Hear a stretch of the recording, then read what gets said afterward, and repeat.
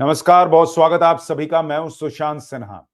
आज की बड़ी और शॉकिंग खबर दिल्ली से आई, जहां दिल्ली की मुख्यमंत्री रेखा गुप्ता पर हमला हो गया है। और यह हमला जिस तरह से हुआ है वो बहुत शॉकिंग है। वहां पर आसपास पुलिस थी, बहुत सारे लोग थे और इस बीच में उन पर इस तरह से हमला हुआ।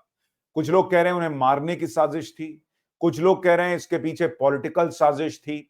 रेखा गुप्ता अभी कैसी हैं, पुलिस की जांच में क्या निकला है, सीसीटीवी फुटेज आपको दिखाऊंगा जिसमें आरोपी क्या करता दिख रहा है, सारी चीजें आपको बताऊंगा। आम आदमी पार्टी क्या कह रही है, केजरीवाल क्या कह रहे हैं, सोशल मीडिया पे लोग क्यों आम आदमी पार्टी की जांच की मांग कर रहे हैं, बहुत कुछ है आज इस वीडियो में। लेकिन पहले आपको ये हेडलाइन बता दूं जिसकी बड़ी चर्चा है कि एक व्यक्ति जिसको आप अभी स्क्रीन पर देख भी रहे हैं, इसी व्यक्ति ने मुख्यमंत्री रेखा गुप्ता पर हमला किया था। इसका नाम राजेश है, ये गुजरात का रहने वाला है और 80 सेकंड तक कहा जा रहा है कि इसने 80 सेकंड तक रेखा गुप्ता मुख्यमंत्री पर हमला किया है और मुख्यमंत्री को कई जगह पर चोट आई है, यह भी कहा जा रहा है। सीएम के हाथ पर, कंधे पर और सिर में चोट है। कहा जा रहा है इसने बाल पकड़ लिया था और उसके बाद सीएम को थप्पड़ भी मारा है, जिसकी वजह से उनको चोट आई है। ऐसा दावा किया जा रहा है कि इस तरह की जो हरकत हुई उसमें उनको ये सारी चोटें आई हैं। और इसलिए ये मामला बहुत गंभीर हो जाता है कि भाई ये मामला कहां जा रहा है, इसका पॉलिटिकल एंगल भी है क्या? क्या रेखा गुप्ता को मारने की साजिश थी? आपकी सोच क्या है जरूर बताइएगा कमेंट करके कि आपके हिसाब से इसमें कोई पॉलिटिकल साजिश आपको दिखती है या ये हमलावर जिसको लेकर अभी आपको बताऊंगा, वो जो कह रहा है कि भाई वो डॉग लवर लवर था इसलिए उसने ऐसा कर दिया, वो आपको एंगल दिखता है। लेकिन पहले सुनिए परवेश वर्मा, जो दिल्ली में विधायक हैं, मुख्यमंत्री के करीबी विधायकों में से एक हैं, खास मिलकर काम करते हैं, मंत्री हैं। वो वहां पर क्या बता रहे हैं कि मुख्यमंत्री के साथ कैसे घटनाक्रम हुआ था, पहले उसको सुनिए, फिर सीसीटीवी फुटेज, आम आदमी पार्टी, सबकी बात करता हूं। मुख्यमंत्री जी के ऊपर में हमला किया, उसके बाद में मुख्यमंत्री जी को उसने कुछ समय तक नहीं छोड़ा, उनके बाल पकड़ लिए थे और पुलिस ने और आसपास के लोगों ने काफ़ी उसको छुड़वाने की कोशिश करी। 40 साल की उसकी उम्र बताई जा रही है और किसी तरीके से मुख्यमंत्री जी को छुड़ाया गया और उसके बाद में फिर ये सारी बात हुई। यानी उसने बहुत जो है वो टाइटली जो है वो पकड़ लिया था, शायद बाल पकड़ लिया होगा और इसलिए कहा जा रहा है कि बड़ी मुश्किल से छुड़ाया जा सका, क्योंकि जब कोई बाल पकड़े रहता है तो अमूमन आप उसको खींचिएगा तो सामने वाले के का बाल भी जो है वो खींचेगा। तो अभी एग्जैक्टली जो है वो तस्वीर सामने नहीं आई है, लेकिन सोशल मीडिया पर इसको लेकर एक बहस छिड़ी हुई है। कोई कह रहा है कि क्या ये सिर्फ एक व्यक्ति की हरकत हो सकती है या इसके पीछे आम आदमी पार्टी का कनेक्शन छुपा है, गंभीरता से जांच होनी चाहिए। यानी लोग कह रहे हैं कि भाई चेक कराइए कि कहीं आम आदमी पार्टी का हाथ तो नहीं है। हालांकि पुलिस अभी हर एंगल से जांच कर रही है और आम आदमी पार्टी का अभी कोई हाथ आया नहीं है सामने। The attacker has been identified as Rajesh Khimji. इस व्यक्ति का नाम राजेश खिमजी है, जो गुजरात का रहने वाला है। कुछ लोग ये भी सोशल मीडिया पर लिख रहे हैं कि केजरीवाल जी को थप्पड़ पड़ा था तो बीजेपी वाले बोले थे जनता का गुस्सा है। अब जब रेखा गुप्ता को थप्पड़ पड़ रहा है तो बोल रहे हैं ये लोकतंत्र पर हमला है। असल में थप्पड़ वही है, नैरेटिव बदल गया है। तो आपको याद होगा केजरीवाल जी को भी थप्पड़ पड़ा था तो लोग उससे भी कंपैरिजन कर रहे हैं कि तब भी तो पड़ा था और अब जो हुआ है वो उसी तरह से नाराजगी है लोगों की। जो भी तरह तरह की बातें सोशल मीडिया पर जो है वो इस वक्त चल रही हैं इसको लेकर। लेकिन 24 घंटे से ये व्यक्ति रेकी कर रहा था, ये भी आरोप लग रहा है और इसीलिए मैं आपको सीसीटीवी फुटेज दिखाऊं और आपको बताऊं कि ये व्यक्ति क्या कर रहा था। उससे पहले आपको जरा दिखाना चाहता हूं कि आम आदमी पार्टी इस पर क्या कह रही है। अरविंद केजरीवाल ने एक ट्वीट किया और लिखा कि दिल्ली की मुख्यमंत्री रेखा गुप्ता पर हुआ हमला बेहद निंदनीय है।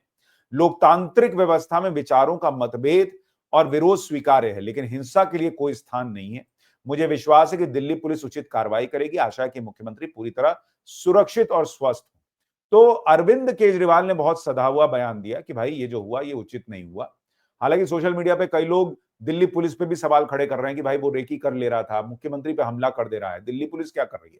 कुछ लोग अमित शाह से भी सवाल पूछ रहे हैं कि दिल्ली की कानून व्यवस्था को क्या हो गया है कि मुख्यमंत्री पर हमला हो जा रहा है। तो इसलिए मैं कह रहा हूं कि सब तरह की चर्चाएं जो है वो अभी चल रही हैं।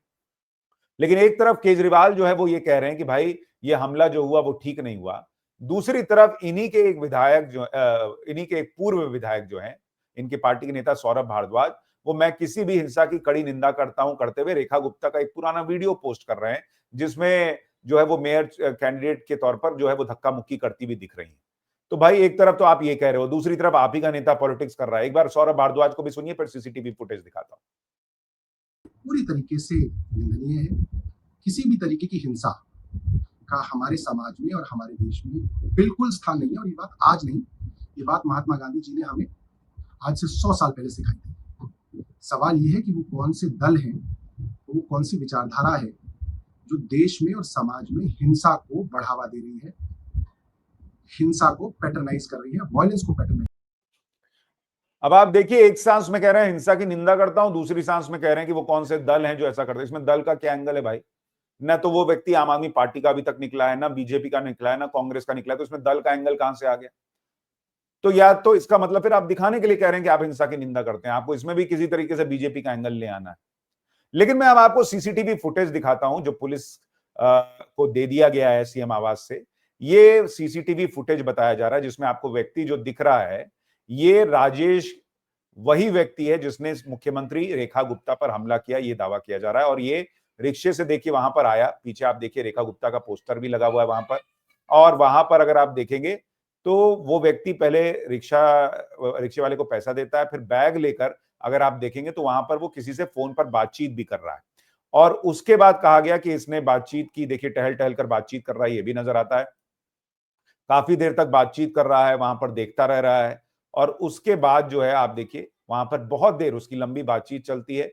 फिर वो जो है वहां पर फोन देखता नजर आता है। दावा किया जा रहा है कि उसने, देखिए फोटो भी ले रहा है वो, यानी यही दावा किया जा रहा है कि उसने फोटो ली थी, बकायदा रेकी की थी और इंपल्सिव नहीं था कि वहां गया और उसने जो है ये हमला कर दिया, ऐसा नहीं हुआ। वो सोच समझकर हमला करने के लिए ही आया था, ऐसा लग रहा है। तो ये सीसीटीवी फुटेज जो है वो पुलिस को दे दिया गया और पुलिस अभी जांच कर रही है।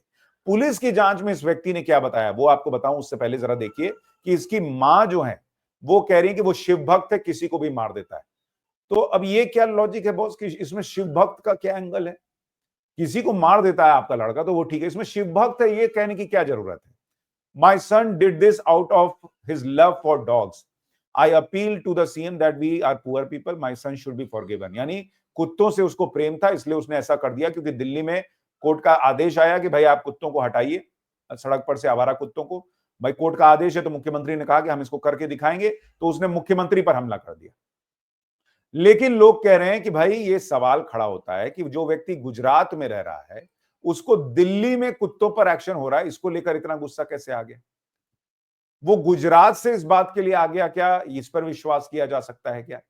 एक बार हरीश खुराना जो बीजेपी के विधायक हैं वो क्या सवाल उठा रहे हैं सुनिए, फिर पुलिस की जांच के बारे में बताता हूं।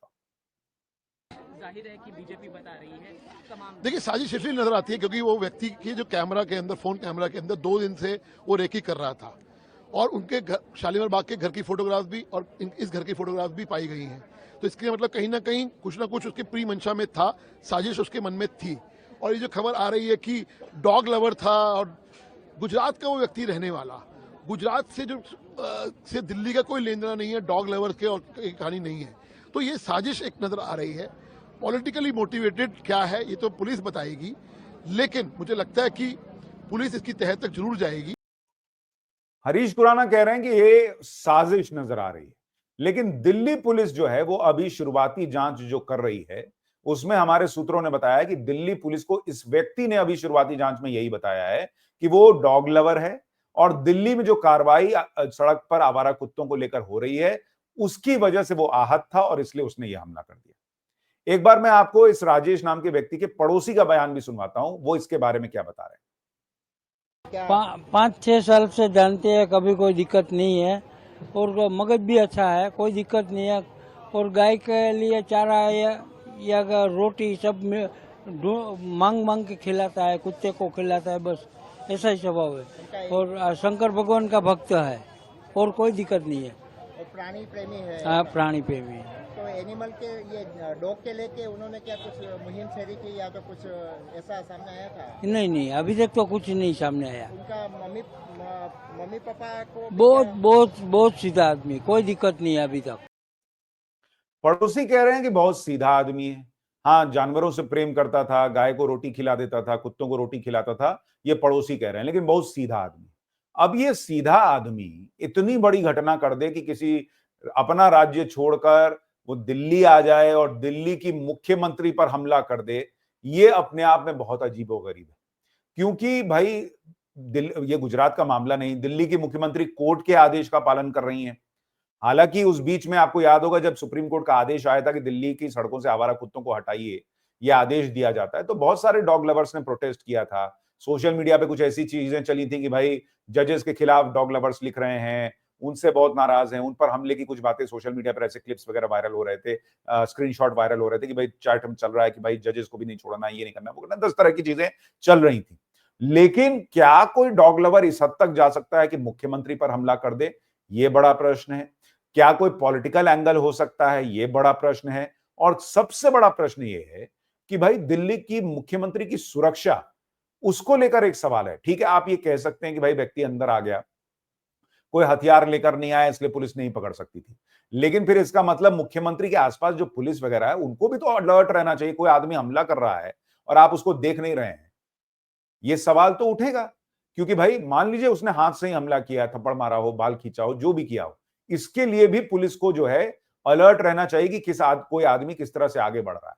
हालांकि चूंकि वहां पर लोगों से मिल रही थी मुख्यमंत्री, इसलिए शायद पुलिस को भी उतना समय न मिला हो, और वो चूंकि पास आकर अपनी समस्या बताने के बहाने आया और फिर उसने हमला कर दिया। लेकिन फिर भी मुख्यमंत्री की सुरक्षा पर सवाल जरूर खड़े हो रहे हैं। आपकी राय क्या है? आपको क्या लगता है? क्या ये एक हमला हुआ है, एक डॉग लवर का हमला है, या इसके पीछे कोई पॉलिटिकल एंगल है? आप अपनी राय कमेंट करके जरूर बताइएगा। नमस्कार।